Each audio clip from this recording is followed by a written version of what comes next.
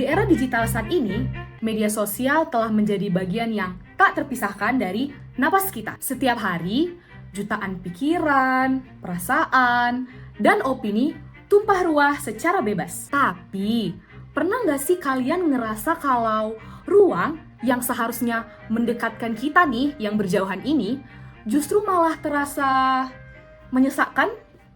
Data menunjukkan bahwa penyebaran berita hoaks berlangsung 6 kali lebih cepat daripada penyebaran berita fakta loh. Kebebasan berpendapat saat ini sering disalahartikan sebagai kebebasan tanpa batas.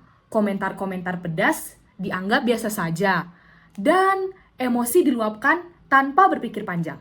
Terkadang kita lupa bahwa di balik akun yang kontennya kita komentari itu, ada loh manusia nyata yang mungkin perasaannya sedang terluka, cyberbullying, ujaran kebencian, hingga perpecahan akibat perbedaan pendapat telah menjadi konsumsi sehari-hari yang merusak mental kita. Apakah kita akan membiarkan teknologi secanggih ini menurunkan kualitas kemanusiaan kita?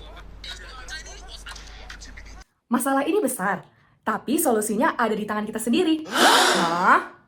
Perubahan besar selalu dimulai dari langkah kecil dari ujung jari kita. Untuk menciptakan ruang digital yang sehat, mari kita mulai terapkan metode think sebelum menekan tombol kirim. T stands for true. Apakah ini benar? Jangan jadi jembatan untuk penyebaran berita hoax loh ya.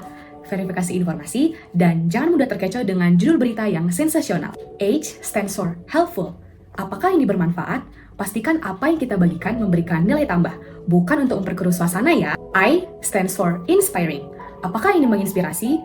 Jadilah motor penggerak konten positif yang memberikan semangat untuk orang lain. N stands for necessary. Apakah ini perlu? Tenangin diri lo.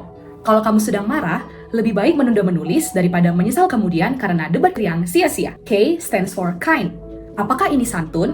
Gunakan bahasa yang empatik.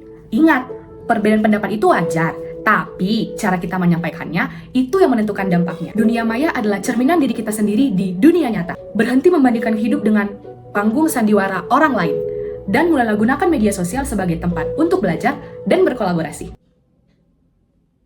Teman-teman, media sosial itu ibarat pisau, bisa digunakan untuk memotong bahan makanan yang lezat, tapi bisa juga melukai penggunanya jika digunakan secara tidak hati-hati. Kitalah yang memegang kendali itu. Mulai hari ini, mari kita sepakat, jadikan media sosial sebagai ruang hangat.